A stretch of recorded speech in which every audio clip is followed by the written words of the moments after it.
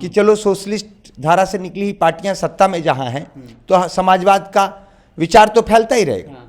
लेकिन बाद में चलकर लालू जी की पार्टी परिवारवाद में प्रवेश कर गई, जो समाजवाद जिसको अनुमति नहीं देता। समाजवाद का नेता बोला जाता है, आप ऐसे बोल रहे हैं। तो अनुमति नहीं देता ना, परिवारवाद उन्होंने शामिल कर दिया। समाजवाद में परिवारवाद की कहीं जगह नहीं है, लालू जी ने परिवारवाद को शामिल कर दिया। रामविलास जी को जनता ने जो समाजवाद की ताकत दी थी, वो इसलिए नहीं दी थी कि बेटे को आप ले आइए, इसलिए दी थी कि जनता को मजबूत कीजिए। और उसमें उनकी पार्टी में भी खुद चिराग पासवान जी से ज्यादा काबिल लोग थे एससी कैटेगरी के, उनको नहीं लॉन्च किया, आपने बेटे को लॉन्च कर दिया, यह गलत। जब तेजस्वी जी को लॉन्च किया गया था, उस समय भी बहुत सारे लोग राजद में, छोड़िए बिहार में, राजद के भीतर बहुत सारे नेता ऐसे थे जो तेजस्वी जी से ज्यादा काबिल थे। बिहार का नागरिक अगर है, बिहार का अगर वोटर है, उसका वोटर लिस्ट में नाम है, वह बन सकता है सीएम, वह दावा कर सकता है। लेकिन ढोंग करना ठीक बात नहीं कि मुझे नहीं बनना है, मैं नहीं बनूंगा। और आप बनना, आप सीधे बोलिए ना, मैं कहां मना कर रहा हूं, कौन मना कर रहा है? संविधान उनको अधिकार देता है, सबको देता है, हमको भी देता है। लेकिन यह बोलना कि मैं सीएम बनने के लिए नहीं आया हूं, मेरा ख्वाब इतना छोटा नहीं है, और उसके बाद फिर सीएम बनने के लिए भीतर भीतर कर, आप जो है वो रहिए। पहले उन्होंने अपने पोस्टर पर गांधी का बड़ा पोस्टर लगाया, अपना नहीं लगाया। भाषणों में बोला करते थे कि मैं अपना बैनर पोस्टर, मेरा कहीं पोस्टर पे देख लीजिए, मैं अपना फोटो नहीं लगाता। ऐसा उनका आप पिछला स्टेटमेंट आप जब 2022 में उन्होंने जन स्वराज अभियान की शुरुआत की थी, आप देखिए प्रशांत किशोर जी 90% टिकट पैसा लेकर के ही देंगे, सुन लीजिए। लोजपा ने भी, रामविलास पासवान जी ने भी अपने पुत्र की एंट्री के बाद, अपने दामाद की एंट्री के बाद अपने भाई की एंट्री कर दी पहले। तो यह परिवारवाद का जो प्रवेश किया उन लोगों ने, वो समाजवाद को चकनाचूर करने जैसा था। और दूसरी बात कि ये जो आईएएस आईपीएस रिटायर हैं, वे जब आईएएस आईपीएस थे तो क्या कर रहे थे? क्या क्या बता, रिपोर्ट कार्ड पेश करें ना। अभी आज जनसुराज के प्रेस कॉन्फ्रेंस में बैठ जाते हैं, प्रशांत जी अपने सारे आईएएस आईपीएस रिटायर्ड को लेकर बैठ जाएं और एक रिपोर्ट कार्ड जारी करें कि आईपीएस रहते हुए, आईएएस रहते हुए, विभिन्न पदों पर रहते हुए उन्होंने जनता के लिए जन उपयोगी क्या क्या काम किए।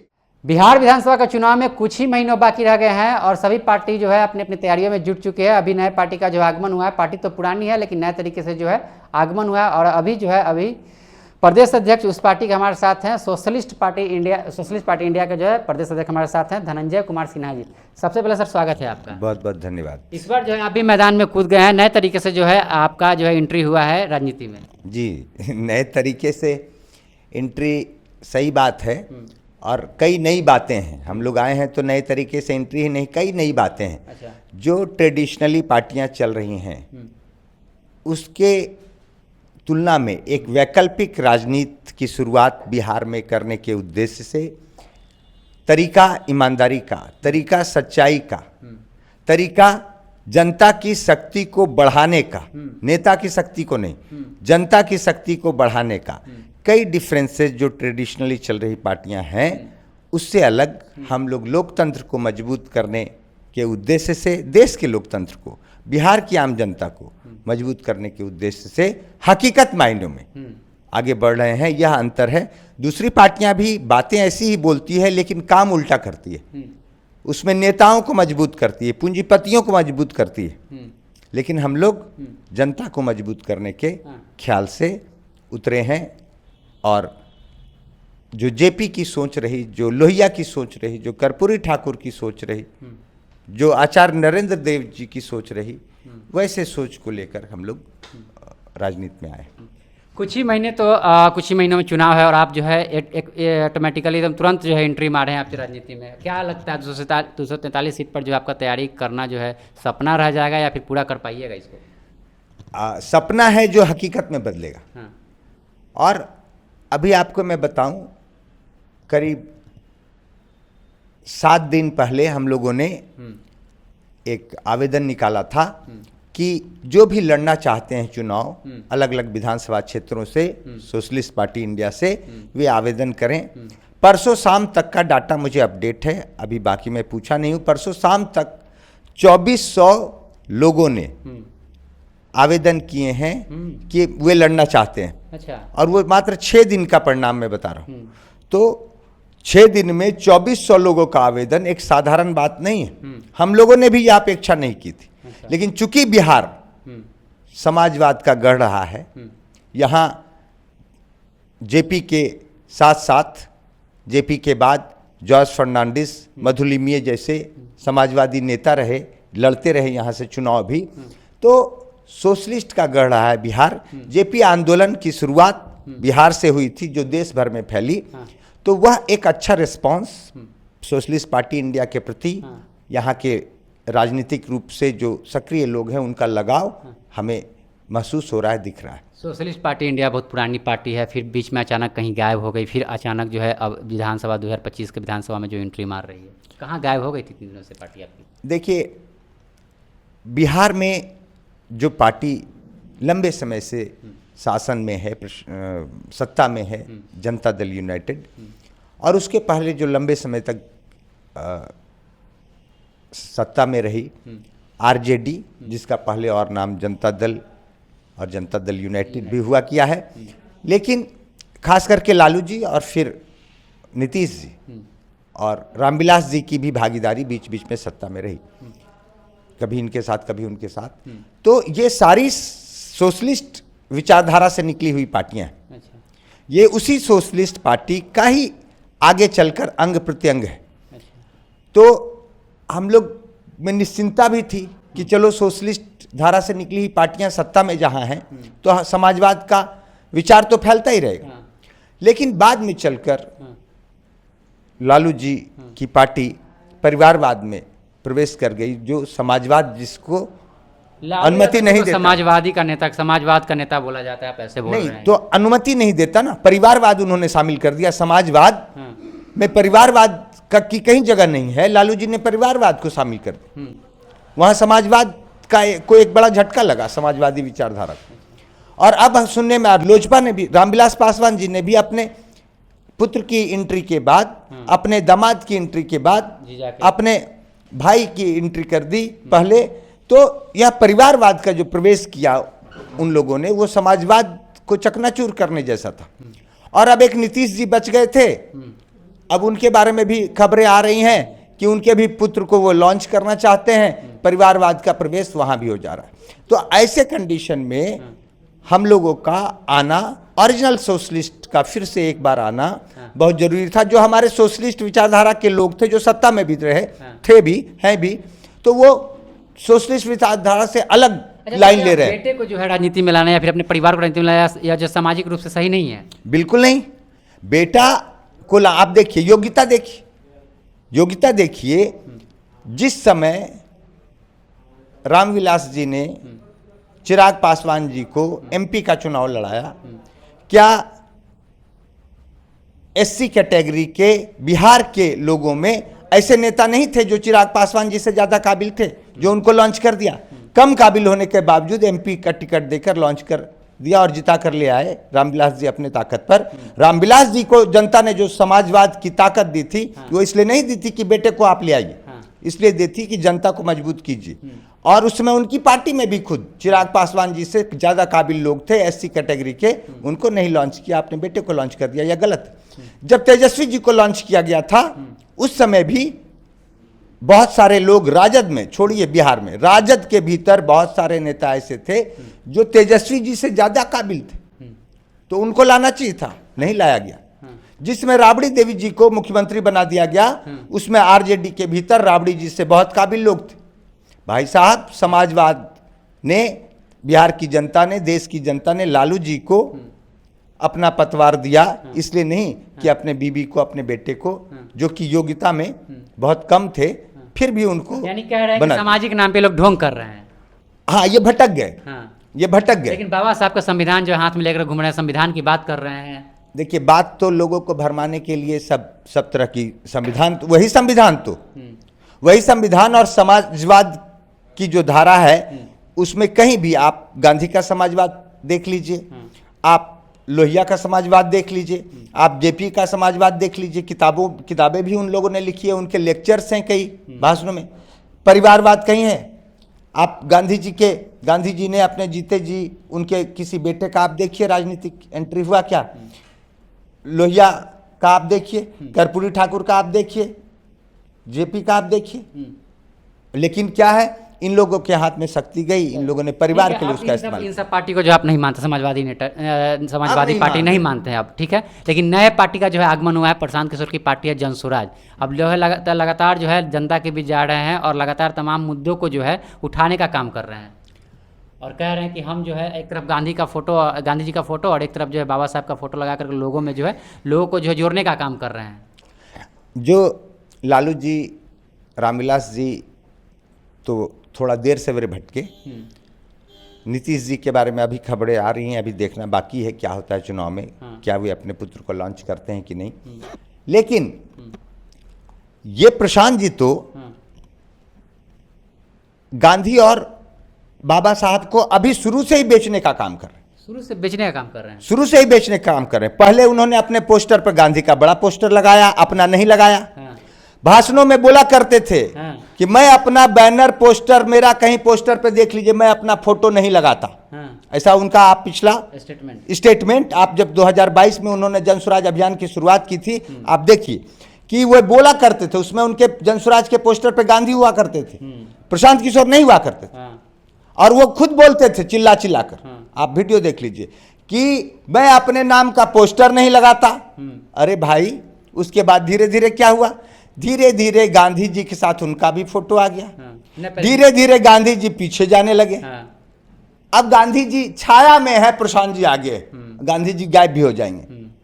उसके बाद मैं ये नहीं बनना चाहता, मैं वो न, जब मुजफ्फरपुर उनकी पदयात्रा पहुंची, वहां पर उन्होंने बड़े बड़े बैनर्स वगैरह लगवाए, PK for CM, PK for CM. Mann Ki बात कहीं ना कहीं निकल जाती है चोर के दारी में तिनका। प्रशांत किशोर अगर मैं कहां बोलता हूं, प्रशांत किशोर अगर मान लीजिए बनते हैं मुख्यमंत्री बनते हैं, दावेदारी ठोकते हैं, तो क्या दिक्कत क्या है आपको? कोई दिक्कत नहीं है। परिवारवाद तो नहीं ना कर रहे हैं भाई साहब। कोई भी आदमी भारत का, बिहार का नागरिक अगर है, बिहार का अगर वोटर है, उसका वोटर लिस्ट में नाम है, वह बन सकता है सीएम, वह दावा कर सकता है।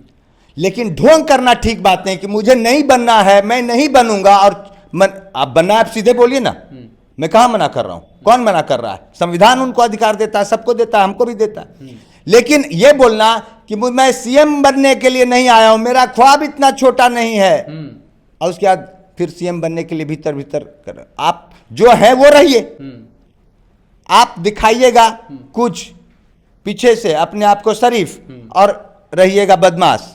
ये मत करिए बदमाश, उससे अच्छा बदमाश, उससे अच्छा वे लोग हैं जो बोलते हैं साफ साफ। तो प्रशांत जी का ये छुपा छुपाई वाला जो गेम है, या धोखाधड़ी वाला जो गेम है, यह गलत है, मैं यह कह रहा हूं। प्रशांत किशोर जो है लोगों को जोड़ रहे हैं, युवाओं को जो है, युवाओं की बात कर रहे हैं, और प्लस में अभी यह भी कह रहे हैं कि जो काबिल होगा उन्हीं को टिकट मिलेगा, पैसे से हम लोग टिकट बेचने वाले नहीं है। यह भी उतना ही झूठ है। वो पूरा पैसा लेकर के तो टिकट देंगे ही, बिना पैसा 90% टिकट। आप तो पत्रकार हैं, आपको पता भी लग जाएगा कि बात छुपती नहीं, जो सच्चाई होती। अच्छा। चुनाव के समय भी और चुनाव के थोड़ा बाद तो और क्लियर हो जाता है।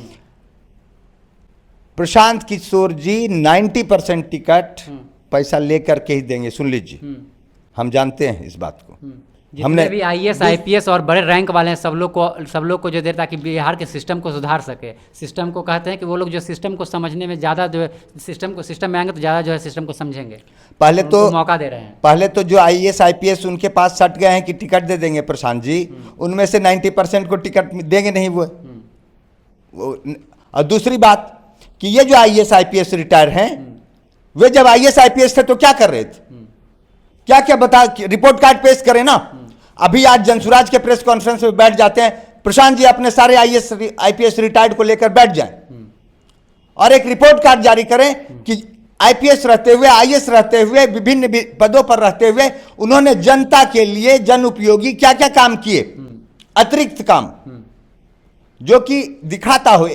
कई आप भी देखते हैं, कई आईएएस हैं, कई आईपीएस हैं, काम करते हैं, लेकिन उनमें से कुछ जो हैं एक्स्ट्रा ऑर्डिनरी होते हैं, एकदम से जी जान लगा के जनता की भलाई के लिए काम करते हैं। ऐसे भी एक्सेप्शनल माने जाते हैं, 2-4 उनके सब नाम भी लोग जानते हैं क्योंकि वो, लेकिन वो बैठा है ना भैया, रिपोर्ट कार्ड जनता दे देगी, वो प्रेस कॉन्फ्रेंस जनता दे देगी कि यार ये बगल में बैठे प्रशांत जी के जो IAS IPS हैं, जब IAS IPS के रहते हुए लोगों को ठगा, बेईमानी की, दौड़ाया, परेशान किया और अपना और सुन लिए उनके परिवार के लोग जो हैं, जो रिटायर्ड IAS को लेके बैठे हुए ना, उनके परिवार के लोगों से पूछिए, उनके गोतिया में पूछिए, उनके गांव में पूछिए, IAS IPS रहते हुए गांव के लिए कुछ किया?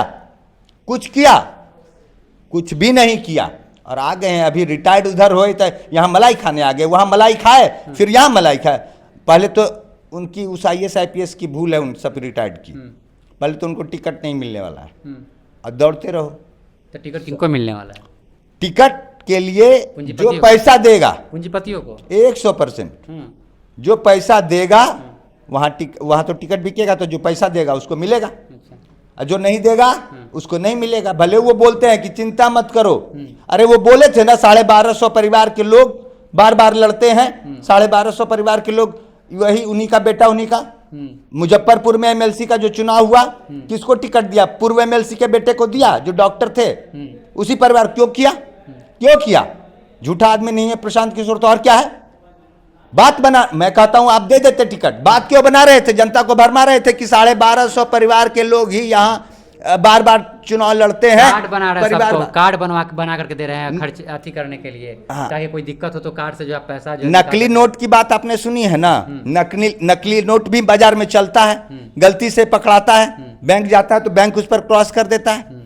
ये जो कार्ड है, बिहार की भोली भाली जनता को ठगने के लिए नकली कार्ड लेके जो आए ना प्रशांत जी, और सोच रहे हैं कि हम अमेरिका कुछ दिन घूम आए तब बिहार के लोग को ठग लेंगे, वो नकली कार्ड दिखा के।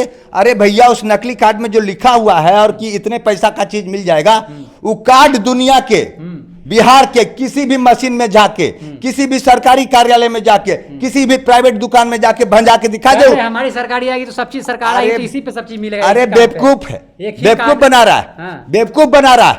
इसके लिए तो मैं ऐसे बहरूपियों से, ऐसे धोखेबाज से हम लोग बहुत नाराज हैं। ये बेवकूफ बनाने वाला काम नहीं चलेगा। आप एक नकली कार्ड जिसका कहीं कोई वैल्यू नहीं है बोल रहे हैं सरकार बनने के बाद अगर किसी की जनता दल यू ही अगर एक कार्ड ऐसा बांट दे पार्टी के तौर पर और जनता दल यू फिर सरकार में आ जाए, वो कार्ड का क्या वैल्यू है? पार्टी के कार्ड से सरकार का ये मिलेगा, सरकारी योजना मिलेगा। ये उल्लू बना रहे हैं।